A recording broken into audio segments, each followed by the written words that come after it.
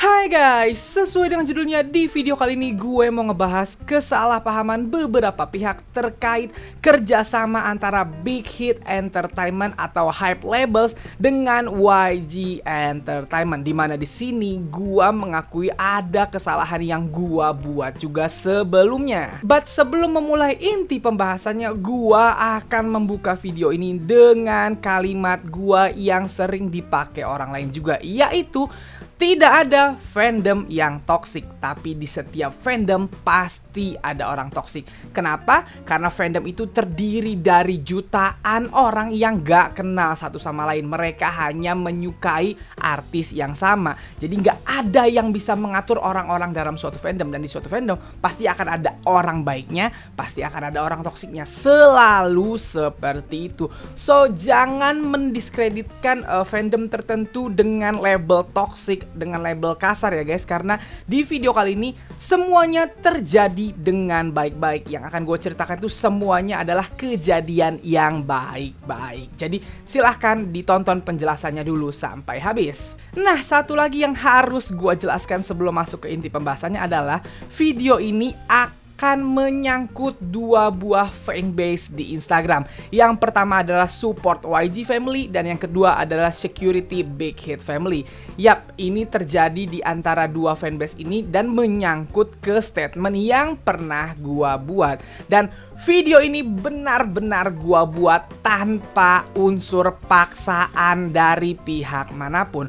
Gua udah kontekan sama admin support YG Family, adminnya malah minta maaf ke gue, "Bang, maaf gara-gara gue akhirnya lu ke bawah-bawah gitu." Gue yang malah gak enak. "Enggak Min, gak apa-apa, lu gak salah. Ini ada kesalahan dari guanya juga." Dan gue juga udah kontekan sama admin security Big Hit Family dan dia malah bilang ke gue, "Bang, lu beneran mau bikin," waktu gue minta izin buat bikin video ini, "lu beneran mau bikin video ini? Gue takut nanti malah ada pihak-pihak yang salah paham dan berpikir bahwa lu membuat video ini karena kita paksa, karena kita tuntut gitu. Padahal kan gak ada." Nah, gue harus kasih tahu ke kalian sebelum memulai videonya bahwa tidak ada paksaan. Ini murni gue yang mau buat gitu, karena gue ngerasa ada tanggung jawab gue di kesalahpahaman ini, sehingga harus gue jelaskan juga kepada viewers gue nih, karena mungkin beberapa orang berstatement seperti itu karena dia ngambil atau dia mempersepsikan sendiri statement dari gue.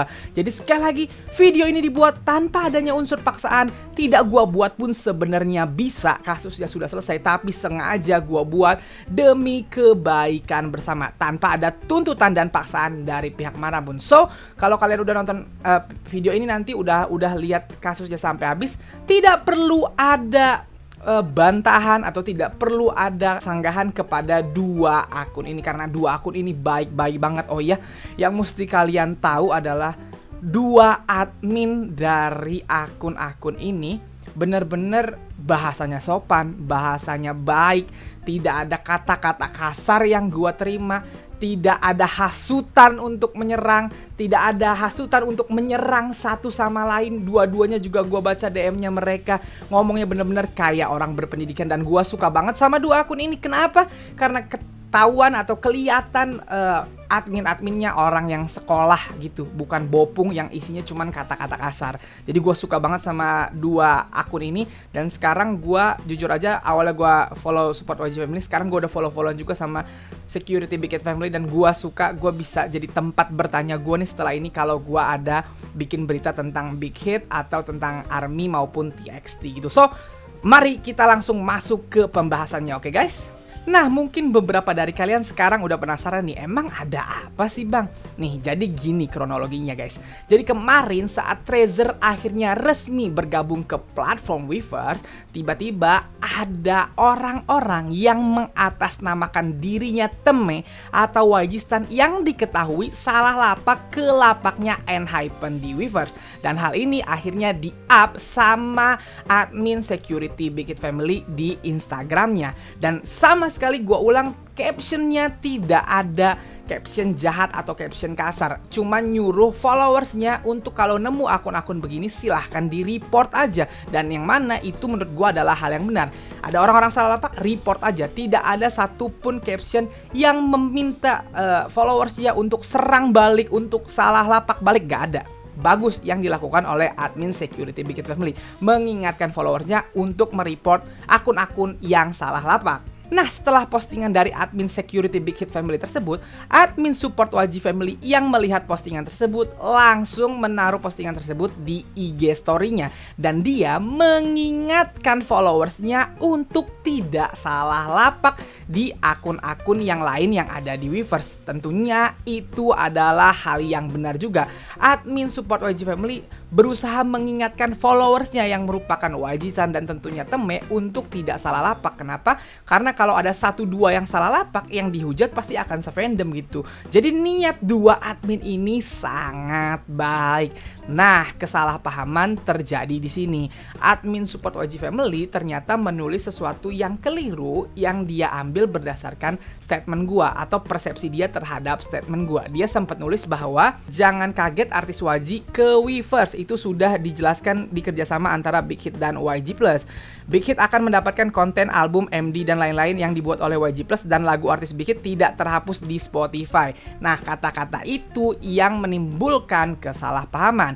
Kata-kata tersebut akhirnya dipertanyakan sama admin security Big Hit Family.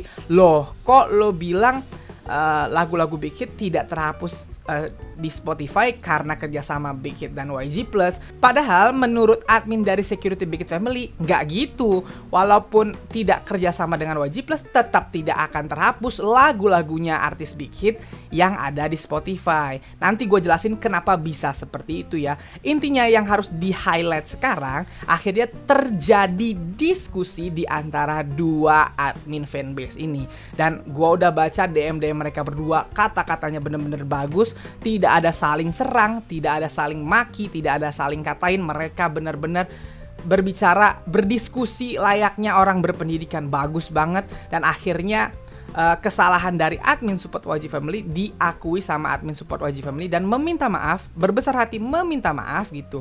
Tapi disitulah nama gue akhirnya tersebut. Ditanya sama admin security Big Hit Family, kok bisa ngomong gitu?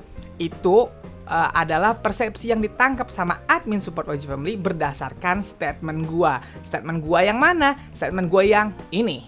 But yang jadi pertanyaan orang sekarang adalah, kok tapi lagu-lagu dari artisnya SM, YG, JYP, dan Big Hit Entertainment kok nggak hilang? Big Hit untuk Big Hit Entertainment ya guys, bukan Big Hit label. Big Hit Entertainment itu artinya cuma dua, yaitu BTS dan TXT setahu gua gitu. Dan lagu BTS dan TXT masih tersedia.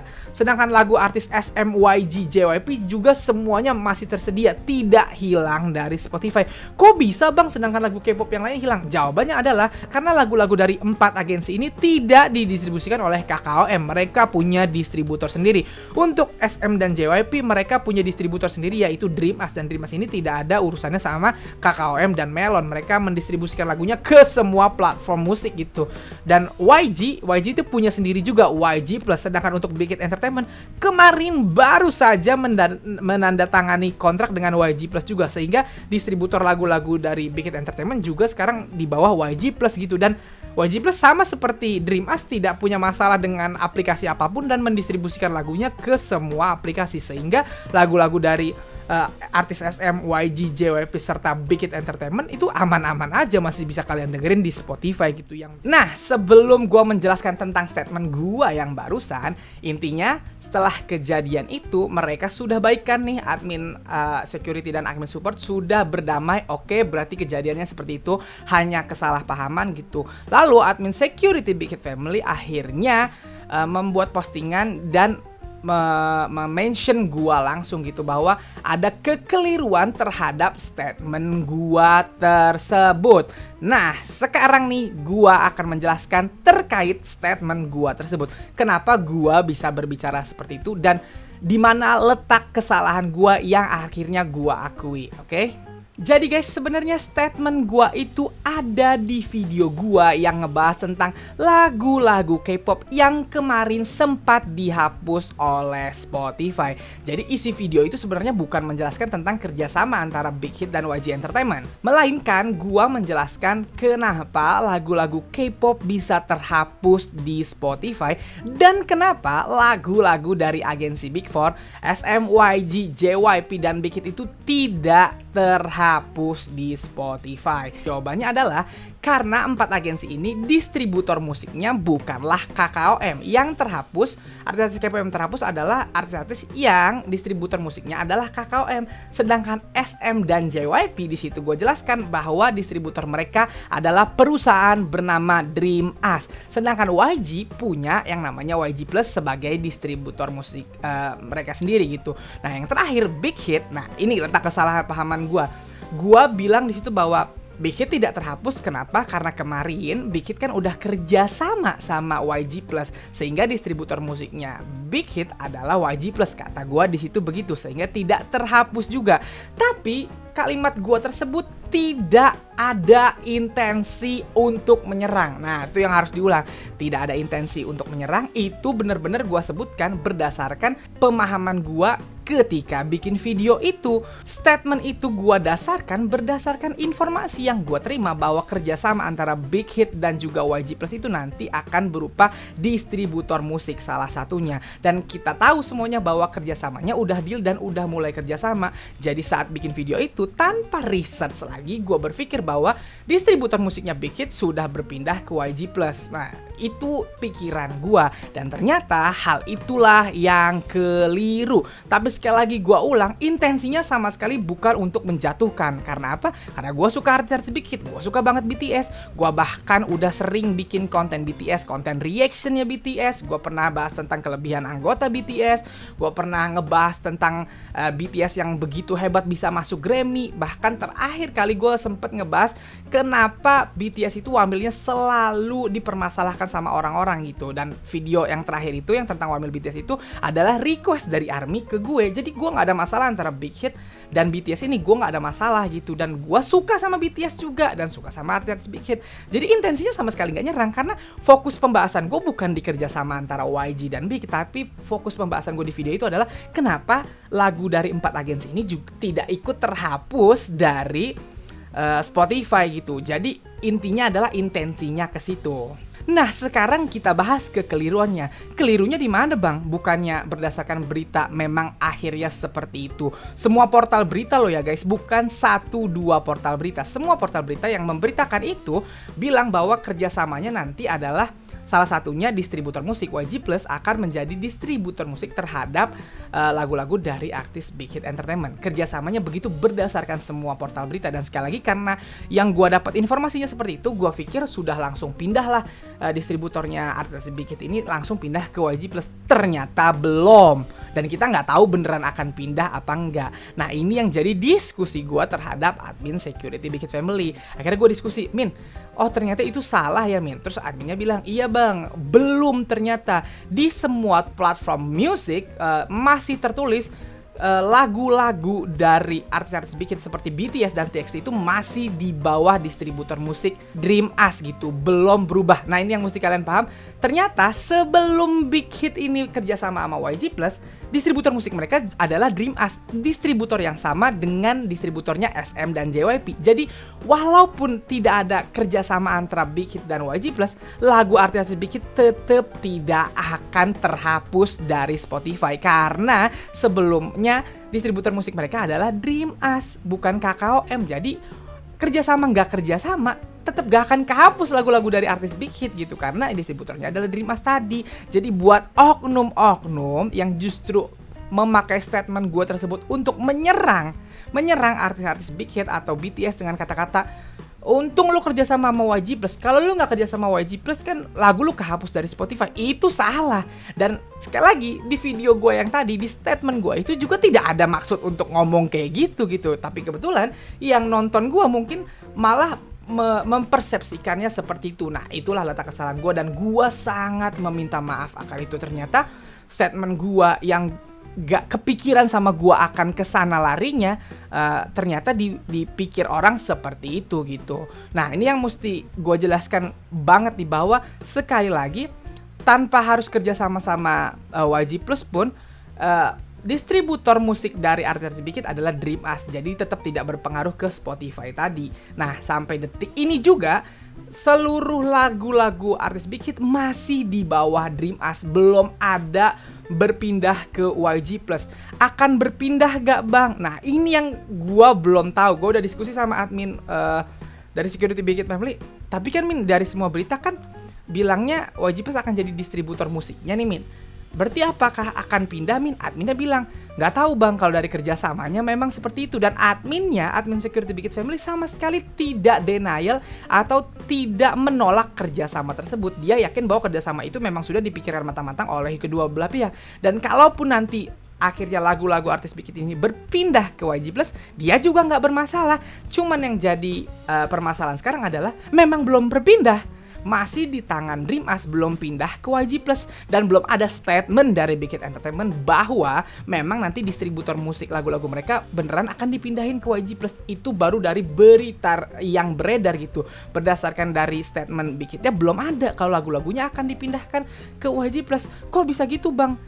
Ya kita nggak tahu, mungkin memang belum pindah aja, mungkin kontraknya masih ada sama Dream As, mungkin akan dipindahkan ketika kontraknya habis, bisa jadi seperti itu. Atau mungkin memang perjanjian antara Big Hit dan YG Plus tuh hanya mungkin di bidang merchandise dan di bidang album, tidak ada di bidang distributor musik. Beritanya aja yang salah, bisa jadi juga seperti itu kan. Jadi belum tahu nih. Nah, maksud gua dan maksud adminnya ini adalah bahwa kalau nanti sudah ada statement resmi, beneran sudah berpindah, baru kita menerima dan legowo sama-sama bahwa memang distributor musik dari artis Big Hit sekarang pindah ke YG Plus. Kalau memang nanti udah pindah nih, udah resmi pindah, udah ada statementnya, dan di platform musik udah tertulis bahwa distributor musiknya sekarang adalah YG Plus. Nah, tapi sebelum terjadi hal itu, mari sama-sama tidak perlu bilang bahwa distributor musiknya sekarang sudah pindah ke YG Plus, karena itu baru berita, belum ada perpindahan secara resmi, belum ada platform yang menuliskan udah pindah, dan belum ada statement dari pihak Big Hit-nya. Nah, jadi itu yang mau gua koreksi. Sekali lagi gua minta maaf kalau ternyata statement gua itu salah gitu, tapi sekali lagi gue ulang nih, karena sama sekali omongan gue itu tidak berdasarkan intensi kebencian. Gue ngomong itu karena itu info yang gue dapat, akhirnya gue ngomongin itu dengan happy lagi. Gue ngomongnya bukan, kalau kalian lihat statement itu, gue ngomongnya dengan intensi yang happy gitu, karena gue happy. Minimal walaupun gue sedih lagu K-pop lain kehapus, tapi minimal lagu-lagu K-pop dari agensi Big Four tidak ada yang kehapus. Saat itu gue ngomong dengan intensi seperti itu, bukan intensi menjatuhkan. Cuman sekali lagi gue mohon maaf kalau akhirnya ada orang-orang yang nonton gue akhirnya malah memakai statement gue untuk menyerang Big Hit maupun BTS dan TXT gitu. Nah, hal selanjutnya yang paling gua suka dari kejadian ini adalah menunjukkan bahwa teori gua atau kalimat gua yang bilang bahwa tidak ada fandom toxic, tapi di setiap fandom selalu ada orang toxic, itu benar. Karena ketika kejadian ini terjadi, gue bener-bener dapet feedback yang sangat baik ketika admin Security Big Hit Family akhirnya mention gue di Instagramnya, dan akhirnya gue meminta maaf tuh di kolom komentarnya. Itu yang bales gue baik-baik banget tuh, gue bold and underline. Pihak Big Hit Stan, ARMY maupun MOA fansnya TXT ya, itu tidak ada yang marah ke gue karena gue mengakui kesalahan gue, dan itu bukti bahwa tidak ada fandom yang toksik. Yang gue dapet adalah yang baik-baik gitu. Mungkin ada 1-2 yang kasar, tapi 1-2 orang itu langsung diingetin sama yang lain tuh. Nah, admin support YG Family pun memposting tentang klarifikasi terkait kasus ini di akun Instagramnya. Komennya pun baik-baik. Ada mungkin 1-2 yang kasar, tapi 1-2 gitu. Berarti kan itu bukti bahwa tidak ada fandom yang toksik. Di setiap fandom tuh emang ada orang baiknya, ada orang toksiknya gitu. Gak ada fandom yang isinya orang toksik doang, gak ada gitu. Dan ini bukti lagi nih, gue kasusnya seperti ini, statement gue salah, membuat ada yang senggol-senggolan, tapi gue diterima dengan baik di dua belah pihak gitu. Dan ya, kalau misalnya ada orang-orang toksik dalam satu fandom, sekali lagi gue kasih tahu, namanya fandom itu berisi jutaan orang yang gak saling kenal guys. Itu mereka itu bisa tergabung dalam satu fandom hanya karena menyukai artis yang sama, gak kenal, gak pernah lihat mungkin satu sama lain. Jadi kalau ada yang toksik, ya udah mau diapain? Mereka yang baik-baik tidak bisa mengatur juga orang-orang yang toksik dalam fandom mereka tersebut, karena orang gak kenal gitu guys.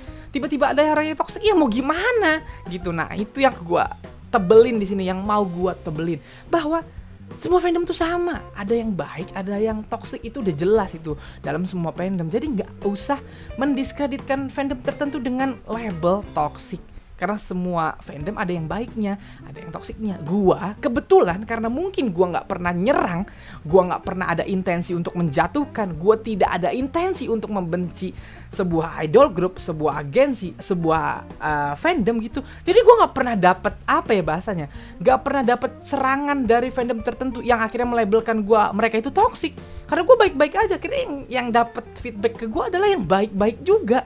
Nah coba deh kalau kalian selama ini dapetnya yang toksik doang, coba introspeksi diri. Jangan-jangan gue nya toksik, makanya dibalas orang toksik terus gitu.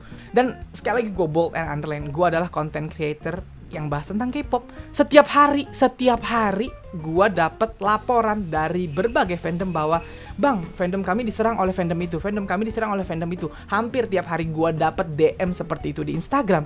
Dan itu membuktikan bahwa di setiap fandom emang ada yang toksik, mau nggak mau itu.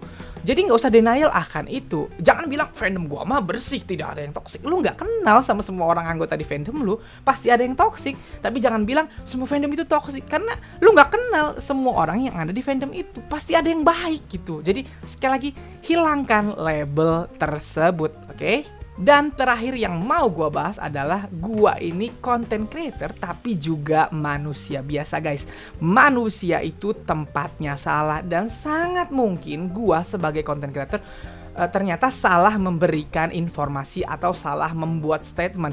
Tidak akan ada di dunia ini konten kreator yang gak akan bikin kesalahan. Bahkan orang sepinter Om Deddy Corbuzier aja pernah ngelakuin kesalahan dan pernah akhirnya mendapatkan kritik dari orang-orang gitu, karena memang manusia tempatnya salah gitu. Dan gua sangat mengakui kalau gua salah, gua sangat terbuka terhadap kritik dan gua sangat tidak keberatan untuk meminta maaf kalau ternyata statement gua memang salah, karena gua manusia tempatnya salah gitu. Gua nggak ngerasa semua yang gua omongin itu pasti benar, makanya gua nih selalu tiap kali, apalagi kalau ngeberitain sesuatu itu selalu gua bacain dulu beritanya. Ada beberapa pihak yang bilang, bang ngapain sih lu bacain beritanya, kan kita bisa baca sendiri di Instagram, tapi kenapa lu bacain? Alasannya cuma satu, karena dalam setiap kali gue memberikan informasi, gue harus bacain dulu faktanya supaya kalian tidak mengira gue ngarang.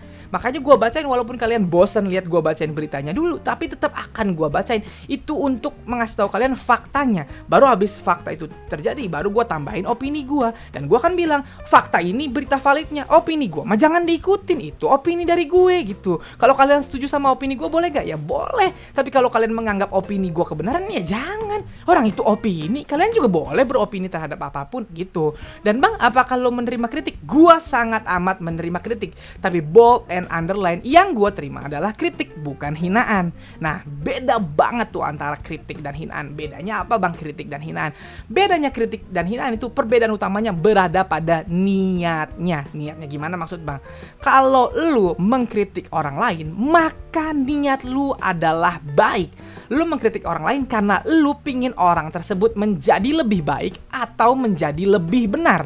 Tuh, niat orang mengkritik adalah supaya orang yang dia kritik jadi lebih baik atau lebih benar. Sedangkan kalau lu menghina orang lain, maka niat lu bukan untuk dia lebih baik atau lebih benar. Niat lu adalah menjatuhkan dia. Niat lu ada membuat dia terpuruk. Beda kan? Nah, karena niatnya beda, akhirnya outputnya pun beda. Contoh, lu mau mengkritik gue nih, lu ngerasa gue ngomongnya cepet banget nih, dan lu agak susah nangkep apa yang gue omongin. Nah, lu mau gue ngomongnya jangan cepet-cepet, lu mengkritik gue. Nah, maka karena niat lu baik, pingin gue ngomongnya lebih lambat supaya jelas, lu akan nulis kayak gini karena niat lu baik. Bang, sorry bang, menurut gue lu ngomong agak kecepetan, gue agak susah nangkep, dan gue yakin ada beberapa orang yang juga susah nangkep karena ngomong lu cepet banget bang, mohon diperlambat ya. Nah, itu adalah kritik. Lu pingin gue lebih baik gitu, jadi lu mengkritik gue. Nah, sedangkan menghina nggak gitu. Lu niatnya bukan supaya gue lebih baik. Kalau menghina lu akan nulis gini, ngomong apaan sih lu anjing gak jelas. Nah, itu namanya menghina. Apa yang gak jelas gue nggak tahu lo ngatain gue anjing. Nah, itu namanya menghina. Beda antara kritik dan hina. Kalau lo mengkritik gue terima. Pasti gue mah seneng kalau ada kritik. Karena ketika gue dikritik, tandanya gue tahu ada orang yang peduli sama gue, ada orang yang peduli sama konten gue. Jadi gue akan sangat terima dikritik. Nah, tapi kalau dihina ya gue nggak terima lah. Nggak ada orang yang terima dihina. Kenapa lu tiba-tiba menghina gue nggak tahu salah gue apa tiba-tiba dihina gitu ya. Tapi yang terakhir nih, untuk kritik nih, kalau hina udah jelas salah ya. Kalau kritik nih yang mesti kalian paham, kalau kalian mengkritik orang, maka kalian tidak punya hak untuk meminta atau memaksa orang tersebut mengikuti apa kritik kalian. Nah, itu yang mesti kalian paham. Kalau lo mengkritik orang lain, mengkritik gue juga misalnya, lo mengkritik gue, lo boleh nggak mengkritik gue? Boleh, itu hak lo untuk mengkritik. Tapi lo nggak boleh maksain kritik lo ke gue harus dilakuin gitu. Jadi kalau misalnya gue baca kritik lo, tapi gue merasa gue nggak harus seperti itu, ya gue boleh untuk tidak mengikuti kritik lo. Misalnya lo bilang, bang lo ngomong cepet banget bang. Setelah gue tonton video gue, nggak cepet menurut gue. Jadi gue abaikan kritik lo. Boleh nggak? Ya boleh. Hak lu adalah mengkritik, tapi tidak boleh memaksa gua untuk mengikuti kritik lu gitu. Dan satu lagi, kalau lu mengkritik orang, maka orang yang lu kritik punya hak jawab. Jangan nanti ketika dia jawab lu bilang, baperan gak bisa dikritik. Nggak gitu. Lu boleh mengkritik dia, dia boleh jawab. Contoh kayak tadi, lo mengkritik gue, bang lo ngomong cepet banget bla bla bla bla bla gitu. Ntar gue balas, sorry nih, gue bukannya nggak mau ngikutin apa kata-kata lu, cuman kalau gue ngomongnya lambat, gue malah kayak orang sakit, kayak lemes. Makanya gue kalau ngomong memang cepet, memang sehari-hari gue ngomongnya gitu. Boleh nggak gue balas gitu? Ya boleh. Jangan gara-gara gue balas gitu, ntar lo bilang, baperan nih nggak mau kritik. Itu bukan baper, itu adalah hak jawab namanya. Kalau lu gua balas begitu malah marah, lu yang baper namanya. Nah, jadi itu bedanya kritik sama hina ya. Jadi harus tahu mana kritik, mana hina. Gue kalau dikritik boleh, sangat boleh. Jadi ke depannya kan konten gue adalah ada berita K-pop, ada trivia K-pop, ada review drama dan film, ada ntar gue bahas program TV gitu. Ada gue bahas tentang profil idol atau profil artis. Kalau misalnya nanti di video-video gue kalian menemukan, bang, kayaknya ada yang keliru deh bang, gue akan terima. Kayak kemarin nih contoh paling gampang. Kemarin itu waktu gue beritain tentang drama Joseon Exorcist, gue tanpa sadar bilang Joseon Exercise. Gue malah bilangnya Joseon Exercise, bukan Joseon Exorcist. Gak tahu kenapa gue bilangnya malah Joseon Exercise.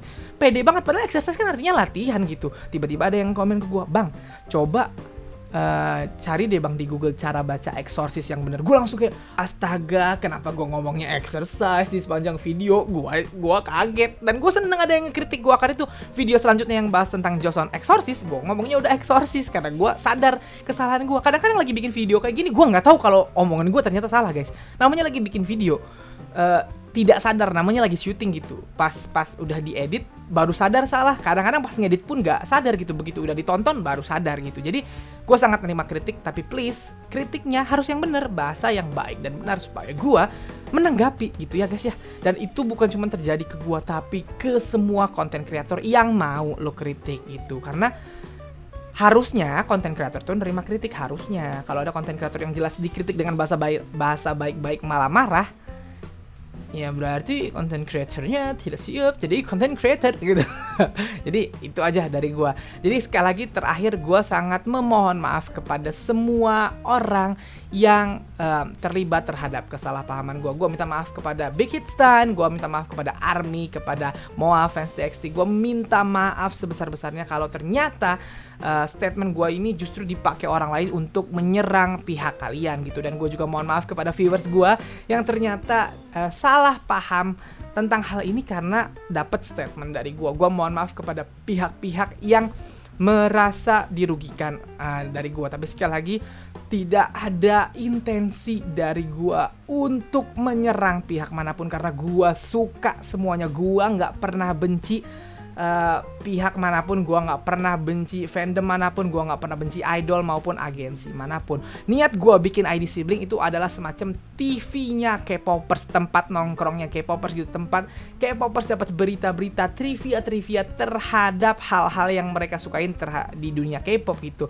Bang, tapi belum semua grup bisa lo bahas. Ya, gue mengakui itu karena gue sekarang masih posisinya kerja, belum full time YouTuber, jadi gue nggak bisa ngebahas banyak hal. Gue bahasnya masih terbatas karena gue ngupload videonya nggak sering gitu guys. Jadi sekalinya ngupload video, gue masih ngebahas hal-hal yang menurut gue deket sama gue. Supaya apa? Supaya menghindari kesalahan. Bahkan ini aja nih yang udah deket banget bahasannya sama gue ngebahas tentang YG, gue ngebahas tentang Big Hit aja masih bisa salah kan, apalagi gue ngebahas idol atau grup yang sama sekali gue nggak paham gitu. Makanya bahasan gue mungkin masih terasa terbatas. Tapi nanti akan ada masanya ketika gue udah jadi full time YouTuber, gue akan bahas lebih banyak lagi gitu. Jadi makanya subscribe biar ikut sama perkembangan gue gitu. So ya, terakhir dari gue, sekali lagi gue minta maaf, dan mari bersatu. Cita-cita gue bikin ID Sibling adalah supaya K-popers ini bersatu, karena apapun fandom lu, bagi non K-popers kita adalah K-popers. Mau lu ARMY, mau lu Blink, mau lu EXO-L, mau lu Iconic, mau lu Carat, mau lu apapun, bagi non K-popers kita adalah K-popers. Dia tidak tahu nama-nama fandom itu gitu. Jadi kita tuh sebenarnya dalam satu kesatuan, cuman beda bias aja gitu. Nah, niat gue adalah supaya semua fandom itu bersatu, karena kita sama-sama K-popers gitu. Kalau kita bersatu pasti kuat banget K-popers. Nah, jadi segitu aja video gue kali ini. Kalau suka video ini silahkan like dan share ke teman-teman K-popers lu. Kalau mau kenal gue bisa follow gue di Instagram, dan kalau belum subscribe channel gue silahkan di subscribe. Sekian dari gue, bye.